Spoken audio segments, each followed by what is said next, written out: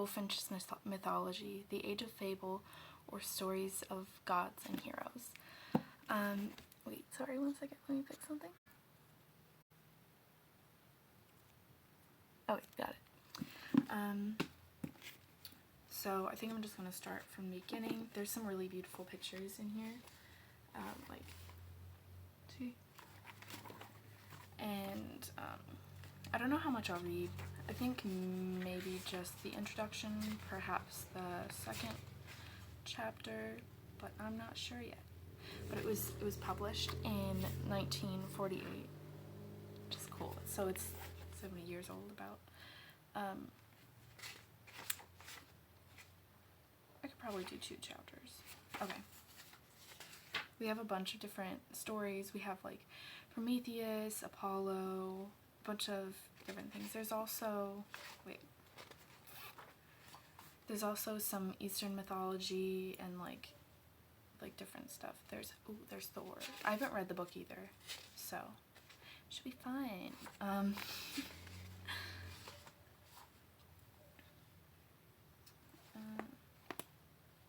Ooh, that was pretty. Okay, we'll get there. So, introduction, chapter 1. Wait, let me make sure y'all can hear me. Sorry. Let's move a little closer. Okay. Introduction, chapter 1. The religions of ancient Greece and Rome are extinct. The so-called divinities of Olympus have not a single worshipper among living men. They belong now not to the department of theology, but to those of literature and taste. There they still hold their place and will continue to hold it, for they are too closely connected with the finest productions of poetry and art, both ancient and modern, to pass into oblivion. We propose to tell the stories relating to them which have come down to us from the ancients, and which are alluded to by modern poets, essayists, and orators. Our readers may thus, at the same time, be entertained by the most charming fictions which fancy has ever created, and put into possession of information indispensable to everyone who would read with intelligence the elegant literature of his own day. In order to understand these stories, it will be necessary to acquaint ourselves with the ideas of the structure of the universe which prevailed among the Greeks, and the people from whom the Romans and other nations through them received their science and religion. The Greeks believed the earth to be flat and circular, their own country occupying the middle of it, the central point being either Mount Olympus, the abode of the gods, or Delphi, so famous for its oracle. The circular disk of the earth was crossed from west to east and divided into 2 equal parts by the sea, as they called the Mediterranean. The creation.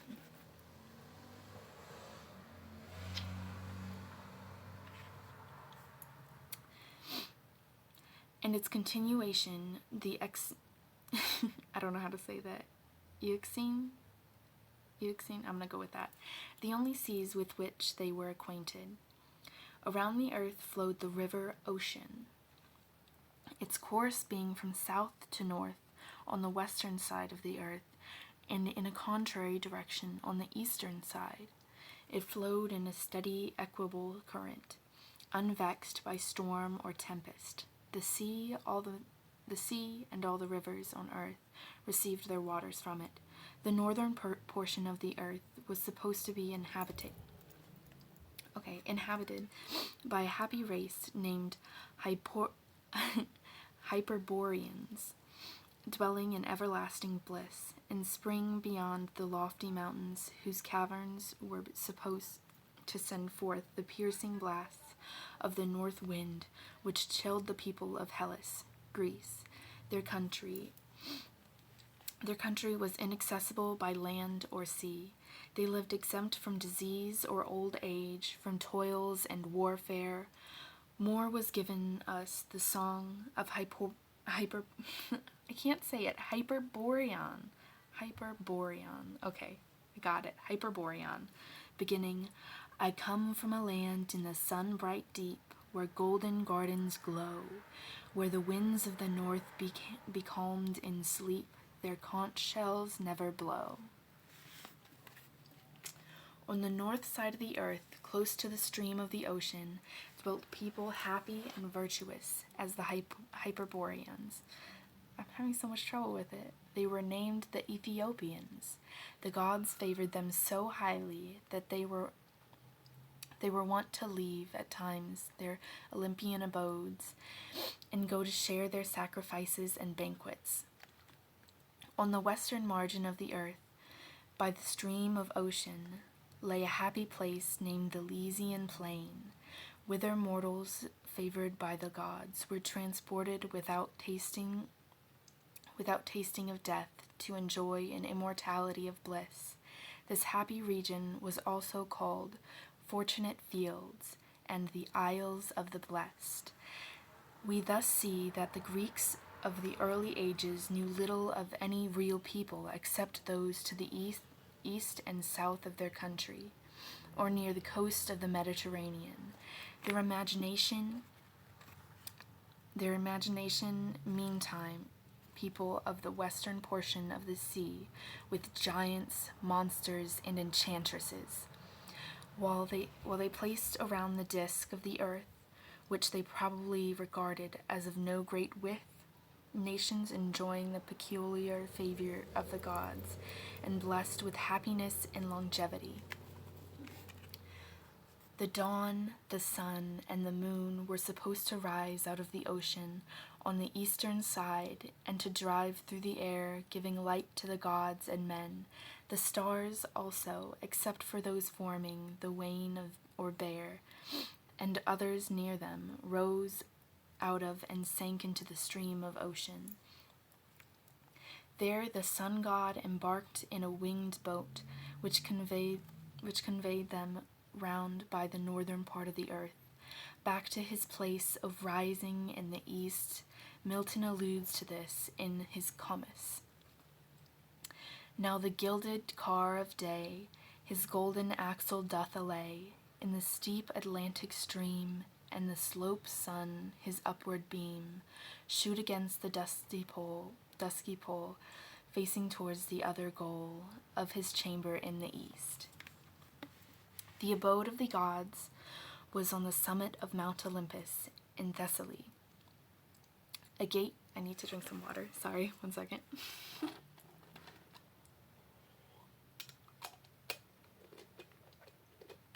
There we go.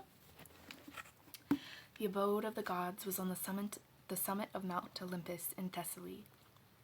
A gate of clouds kept by the goddess, named the seasons, opened to permit the passage of the celestials to earth, and to receive them on their return. The gods had their separate dwellings, but all, when summoned, repaired to the palace of Jupiter, as did also those deities whose usual abode was the earth, the waters, or the underworld. It was also in the great hall of the palace of the Olympian king that the gods feasted each day on ambrosia and nectar, their food and drink, the latter being handed down by the lovely goddess Hebe. Here they conversed of the affairs of heaven and earth, and as they quaffed their nectar, Apollo, the god of music, delighted them with the tones of his lyre, to which the muses sang in response strains. When the sun was set, the gods retired to sleep in their respective dwellings. The following lines from the Odyssey will show how Homer conceived of Olympus.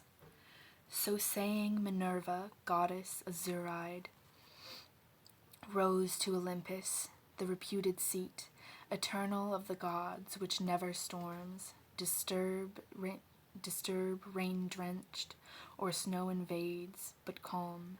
The expanse and cloudless shines with purest day. There the inhabitants divine rejoice forever.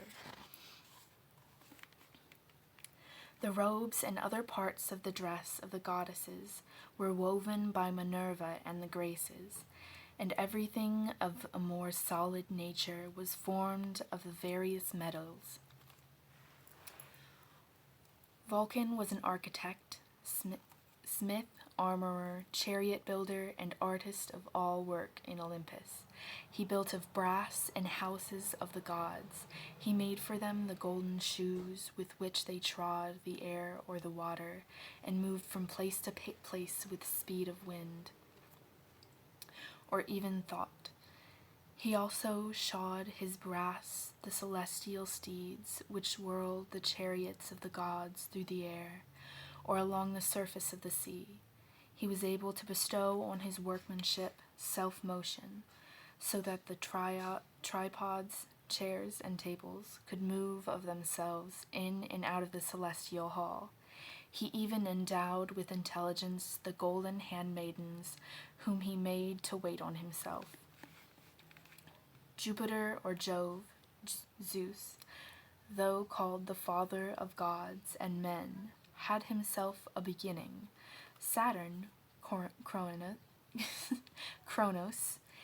was his father, and I always forget how to say her name. Rehi? I think it's Rehi. I forget. I always forget her name. I feel bad. Ops was his mother. Saturn and Rehi were of the race of Titans, who were the children of earth and heaven, which sprang from chaos, of which we shall give a further account in our next chapter. There is another cosmogony,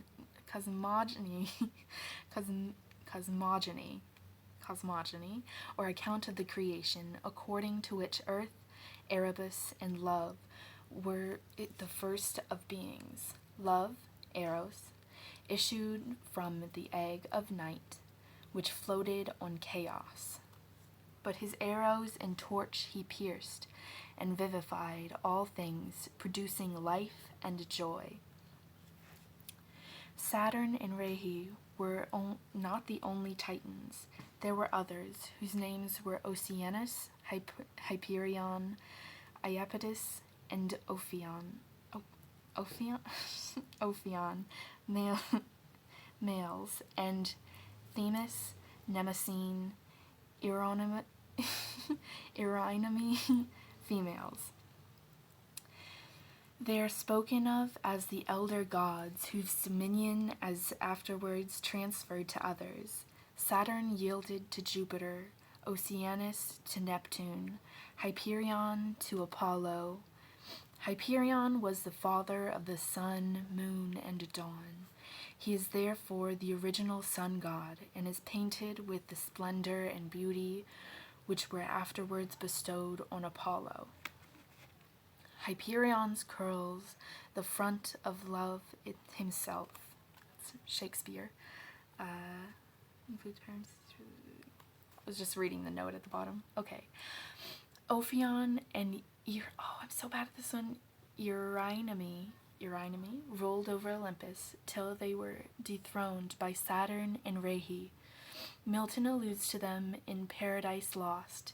He says the heathens seem to have had some knowledge of the temptation and fall of man, and fabled the serpent whom they called Ophion, with Eurynomy, with wide encroaching Eve perhaps, had first the rule of high Olympus, thence by Saturn driven.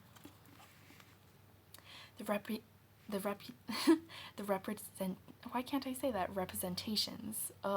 The representations given of Saturn are not very consistent, for on one hand, his reign is said to have been the golden age of innocence and purity, and on the other, he is described as a monster who devoured his children.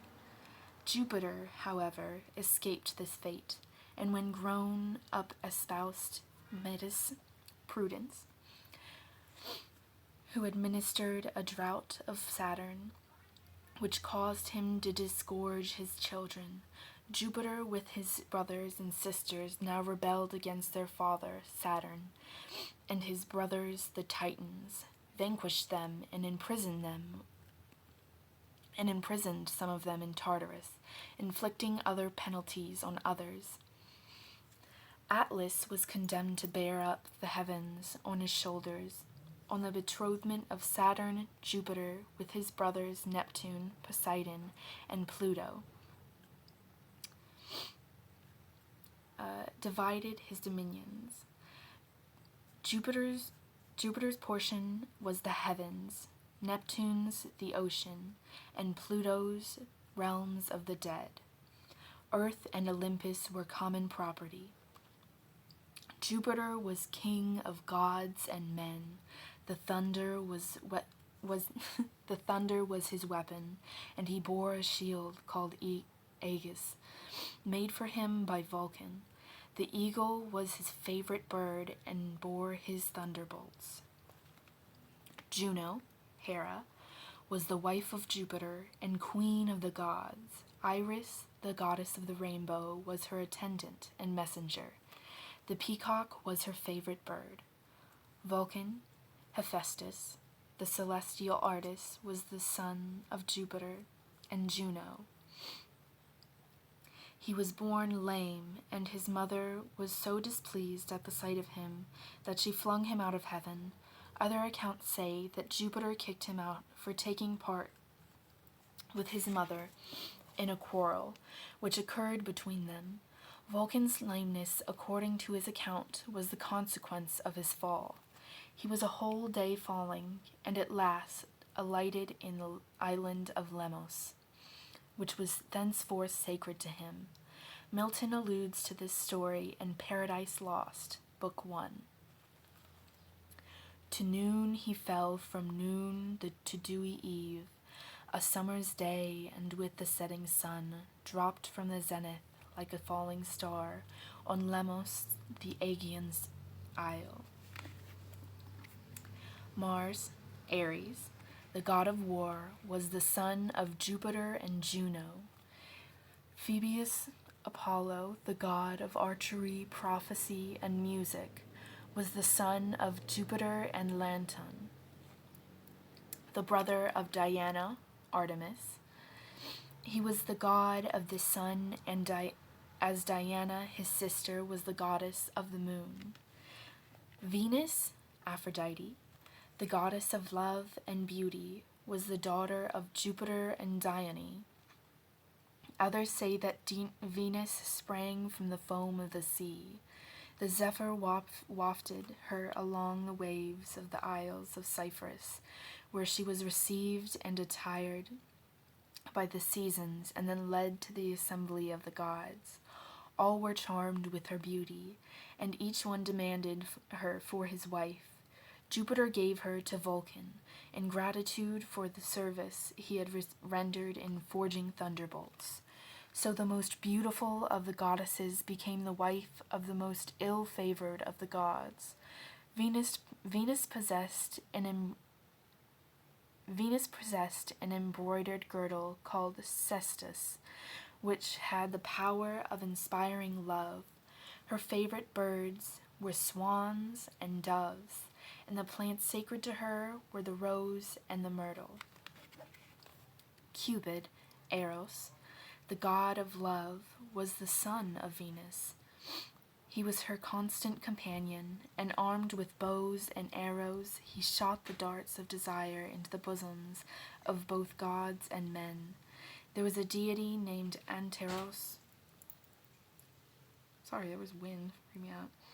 Was a deity named Anteros, who is sometimes represented as the avenger of slighted love, and sometimes as the symbol of reciprocal affection. The following legend is told of him. Venus complaining to Themis. Venus complaining to Themis that her son Eros continued always a child, was told by her that it was because he was solitary, and that if he had a brother, he would grow apace. Anteros was soon afterwards born, and Eros immediately was seen to increase rapidly in size and strength. Minerva, Pallas, Athene, the goddess of wisdom, was the offspring of Jupiter without a mother. She sprang forth from his head completely armed. Her favorite bird was the owl, and the plant sacred to her was the olive. Byron, in Childe Harold, alludes to the birth of Minerva thus: "Can tyrants but by tyrants conquered be, and freedom find no champion and no child, such as Columbia saw arise when she sprang forth a Pallas, armed and unfielded? Or must such minds be nourished in the wild, deep in the unpruned forest, midst the roar of cataracts, where nursing nature smiled on infant Washington? Has earth no more such seeds within her breast, or Europe no such shore?" Mercury, Hermes, was son of Jupiter and Maia. He presided over commerce, wrestling, and other gymnastic exercises, even over thieving and everything, in short, which required skill and dexterity. He was the messenger of Jupiter, and wore a winged cap and winged shoes. He bore in his hand a rod entwined with two serpents, called caduceus. Mercury is said to have invented the lyre. He found one day a tortoise, of which he took the shell, made holes in the opposite edges of it, and drew cords of linen through them, and the instrument was complete. The cords were 9 in honor of the 9 muses. Mercury gave the lyre to Apollo, and received from him in exchange caduceus. O sovereign of the willing soul, parent of sweet and solemn breathing airs, enchanting shell, the sullen cares and frantic passions hear thy soft control. Circe, Demeter, was the daughter of Saturn and Rhea, and had a daughter named Persephone, who became the wife of Pluto and queen of the realms of the dead. Circe presided over agriculture. Bacchus, Dionysus, the god of wine, was the son of Jupiter and Semele. He represented not only the intoxicating power of wine, but its social and beneficent influences likewise, so that he is viewed as the promoter of civilization and a lawgiver and lover of peace.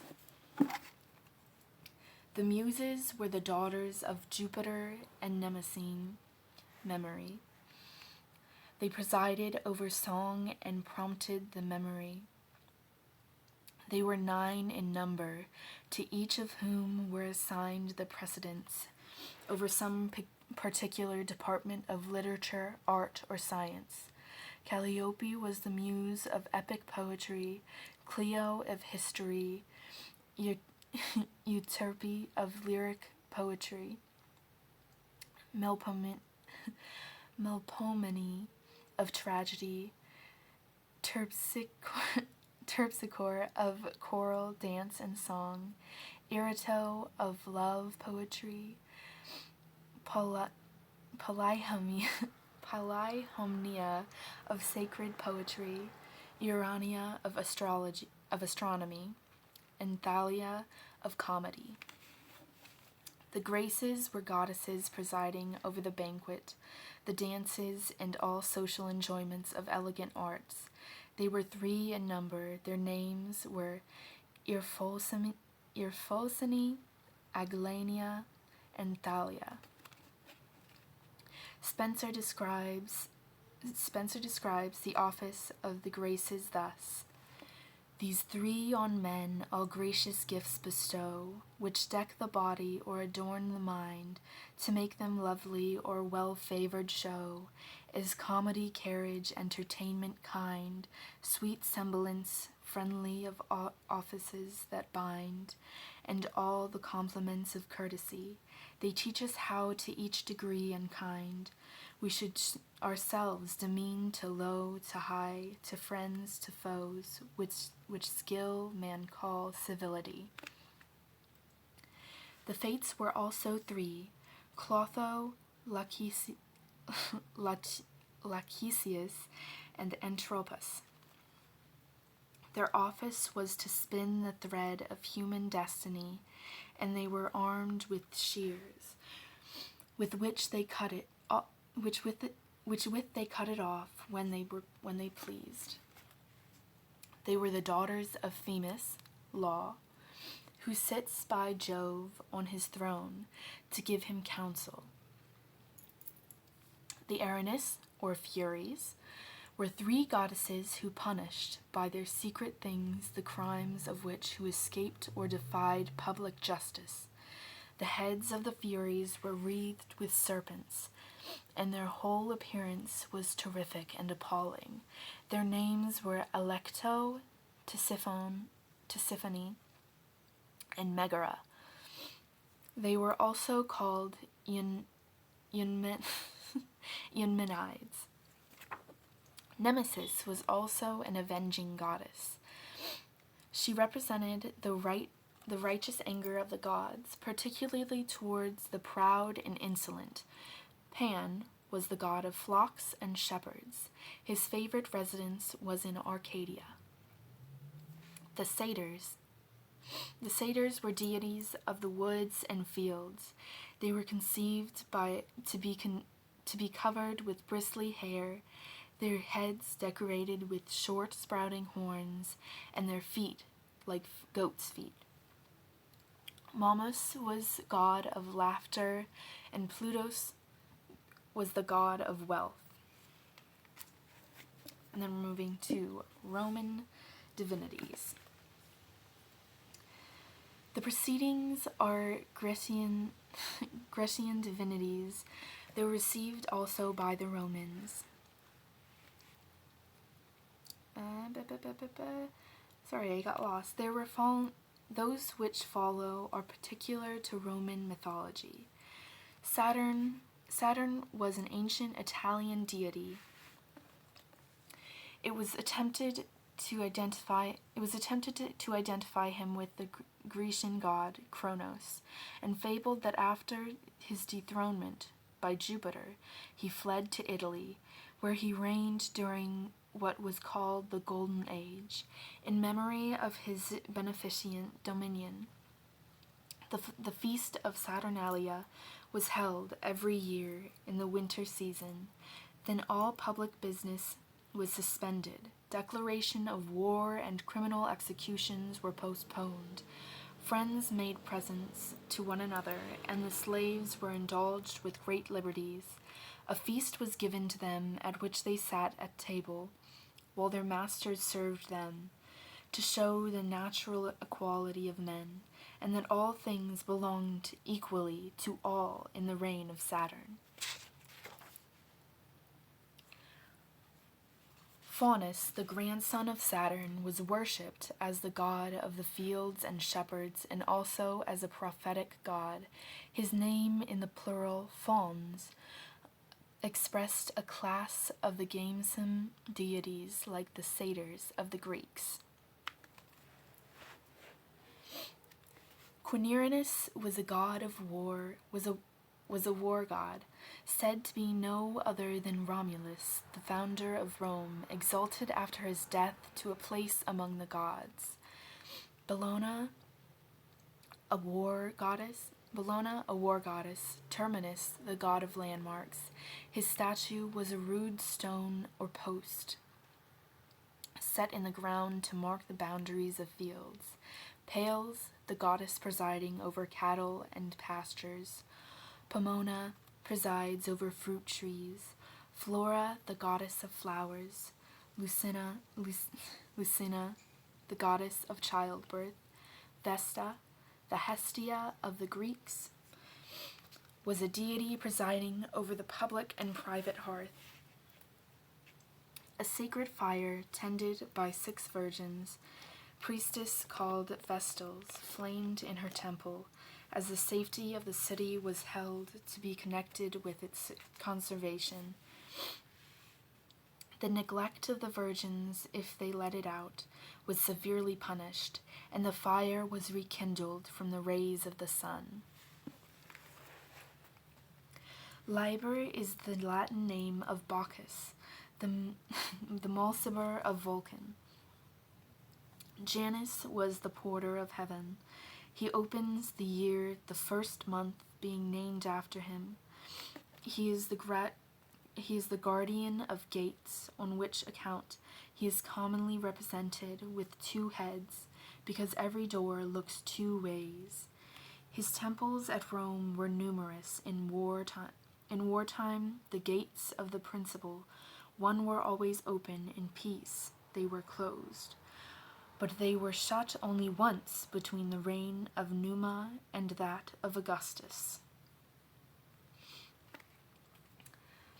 The penants were the gods who were supposed to attend the welfare and prosperity of the family. Their name is derived from Penis, the pantry, which was sacred to them. Every master of a family was the priest and the penance of his own house. The Lares or Lars were also household gods, but differed from the penance in being regarded as the deified spirits of mortals. The family Lars were held to the souls of the ancestors who watched over and protected their descendants. The words lemur and larva more nearly corresponded to our word ghost. The Romans believed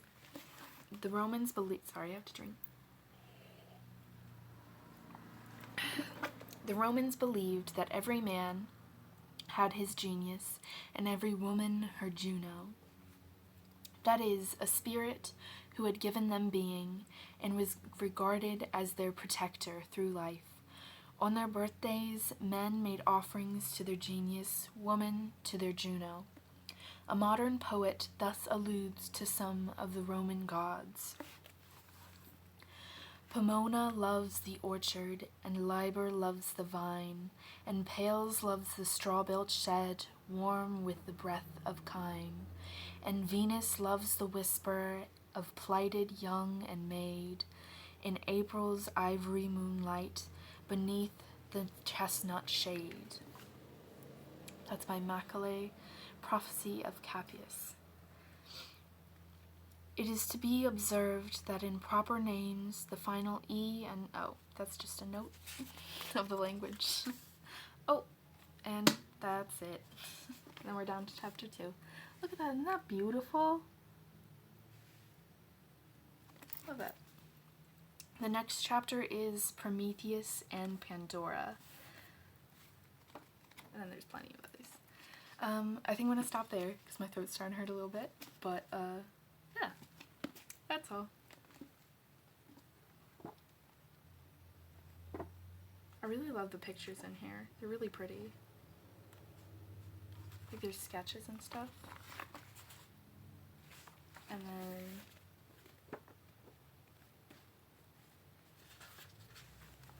there's also ones that are colored. I think they're really pretty.